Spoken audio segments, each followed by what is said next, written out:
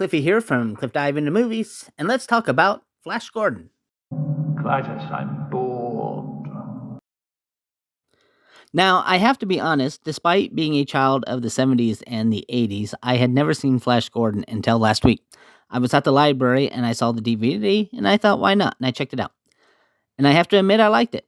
This is definitely a movie that has gotten more popular as time goes by. It's a cult film, as Lorenzo Simpleton Jr. explains in one of the DVD supplement material. He says a cult film is a movie that people like now, but didn't go pay to see it when it was in the movie theaters. This is definitely a movie that has gotten far more popular as time goes by. When it came out in December of 1980, it was a hit in England and Italy. However, in America, it was considered a bomb and didn't do very well at all. It was only in the movie theaters for 4 weeks before it was pulled. The budget was $35 million, and it made just over $27 million in the US and just over $46.5 million worldwide. In today's dollars, that would be $176 million on a $130 million budget. So despite being called a bomb, it did actually make money, just not very much money. Reception in the US was lukewarm at best. It had a very stylized look to it, which many people don't like. They didn't like it then, and they still don't like it now. The movie sets and costumes were made to look like a combination of a live-action version of the newspaper comic strips and a color version of the black and white serials of the 1930s, which I think it does perfectly. In fact, I like the fact that the primary colors that were used were red and yellow, which isn't something that's normally done. However, the ultra realistic special effects of movies like Star Wars and Star Trek the Motion Picture had changed people's ideas of what good special effects should look like on screen. Actually, comparing the movie to Star Wars is a little ironic. George Lucas had wanted to do a Flash Gordon movie but couldn't buy the rights from rights holder Dino De Laurentiis, so he made his own little low budget movie called Star Wars, which I don't think ever actually did anything. Flash Gordon moves at a pretty fast pace, and so does the movie. However, the tone is a bit uneven. Dino De Laurentiis, the movie producer, wanted the movie to be serious and very straightforward, while the director Mike Hodges and the screenwriters Lorenzo Simple Jr. felt it should be campy and lighthearted. Simple Jr. felt it should be more along the lines of Batman. But De Laurentiis wanted something serious. Sounds like none of them could ever really congeal their ideas, and they kind of all did their own thing. Simple Jr. has said that he didn't like how the script ended up being and felt that it should have had more work on it. But he said he sent them the script and they used it, and that was that.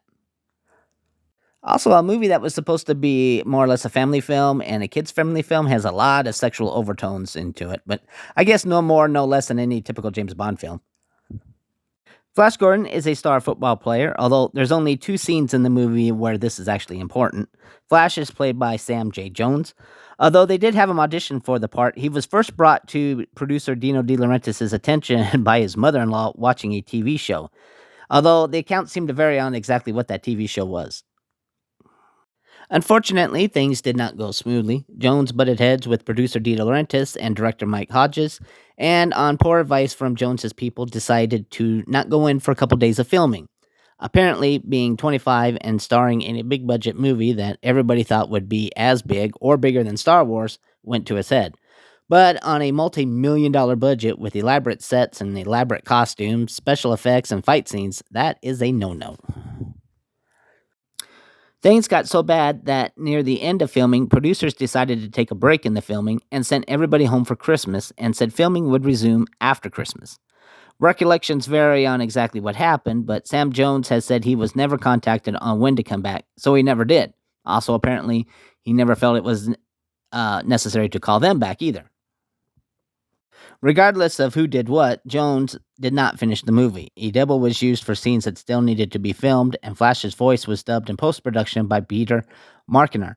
For the longest time, nobody even knew who did the dubbing. It only came out recently that Markiner had done the dubbing. Sam Jones wasn't even aware that he had been dubbed until he saw the movie for himself. Being considered difficult and not finishing a movie that would end up being considered a dud pretty much ruined Sam J. Jones's career before it even began. Sure, he has done quite a few movies and TV shows, but he's never become a major star. Melody Anderson plays Dale Gordon. Although she had been on numerous TV shows, Flash Gordon was her first movie also. She has since retired from acting and has become a social worker.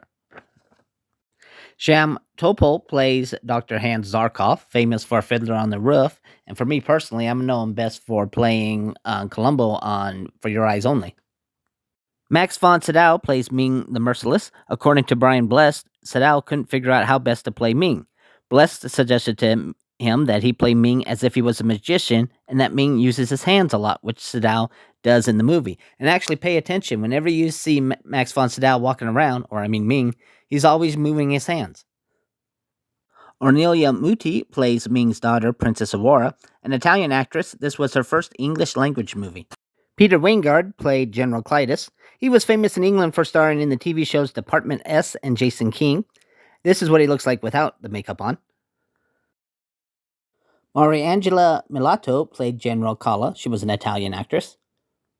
Timothy Dalton plays Prince Baron, love interest to Princess Aurora. He would later star in some minor spy series of some sort. Prince Baron is Timothy Dalton's impersonation of Errol Flynn.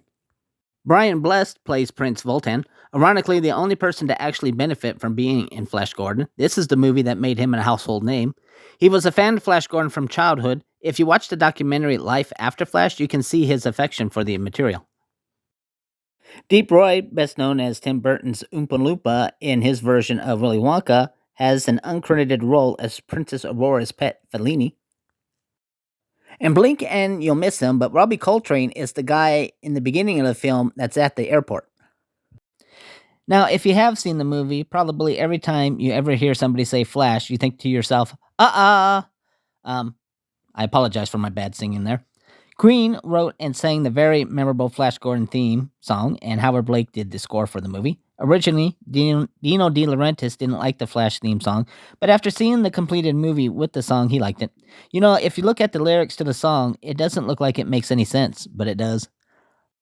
Despite the fact that this was a very big budget movie and was supposed to capitalize on the Star Wars craze, the only merchandise that came out was your standard movie related merchandise. The album of the music, novelization of the movie, and a comic book version of the movie. Which is weird because to help cover the cost of filming King Kong, the 1976 version, De Laurentiis licensed the hell out of that movie. And also, everybody knew that George Lucas was making a fortune off of the Star Wars licensing. In the beginning of the movie, we see Ming's disaster control board, which has hot hail, which is always my favorite because I can never figure out exactly what that is, hurricane, and typhoon. But did you know that typhoons, cyclones, and hurricanes are all the same thing? It just depends upon what part of the world you are, but they're the same weather pattern. An interesting thing that they did in the movie is that everybody has a different colored blood. Prince Thun, who dies in the beginning of the movie, has blue blood, but Prince Baron and Princess Aurora have red blood, probably to symbolize their connection to each other, but Ming has green blood. And did you notice when Flash and Aurora are flying her spaceship, she tells Flash that the left controller is for direction and the right controller is for altitude, but later on he goes to move and she corrects him and uses the right one for direction. One thing that I thought was odd, that the Birdmen have a arena where it's to the death, but it's a tilting platform that has a remote control, but if you have wings and can fly, it's not much of a danger to you. And yeah, I actually liked the movie. I was surprised. I hadn't seen it before, and I liked it. Tell me in the comment section what you thought of the movie. I hope you liked this video. My name's Cliffy. Check out the other videos on the channel, and take care. Give me the remote control.